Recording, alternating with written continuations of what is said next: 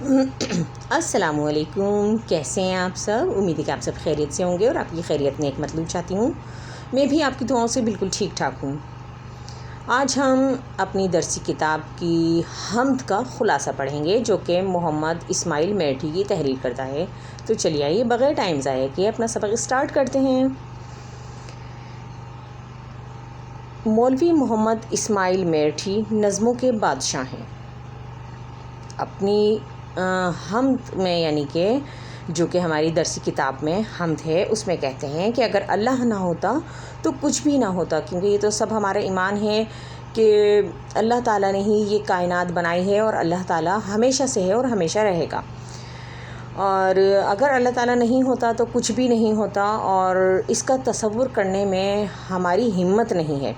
اس نے آسمان جیسی چھت اور چمکتے دمکتے ستارے بنائے، اور جو کہ اسی کے حکم کے تابع ہیں اور اپنے اپنے مدار میں چلتے ہیں بغیر کسی پس و پیش کے، یعنی کہ کوئی ان کی رفتار میں کمی بیشی نہیں ہوتی۔ وہ اپنی جو ایک مخصوص رفتار ہے جو کہ اللہ تعالیٰ نے مقرر کر دی ہے، اسی کے مطابق چلتے رہتے ہیں۔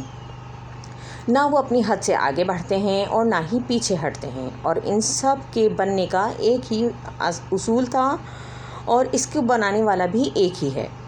یہ جہان اس کی قدرت اور عظمت کا بے مثال شاہکار ہے۔ وہ مختار کل ہے، اور اللہ تعالیٰ جو ہے وہ ہمیشہ سے ہے اور ہمیشہ رہے گا۔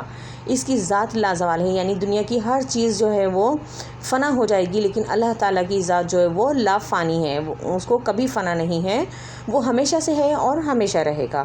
اس کی ذات لازوال ہے، اس کا نور و جمال ہر شے میں عیاں ہے، یعنی کہ اللہ تعالیٰ کا نور اور اللہ تعالیٰ کا جمال، یعنی کہ اس کی خوبصورتی ہر چیز سے عیاں ہے، ہر چیز میں ظاہر ہوتی ہے۔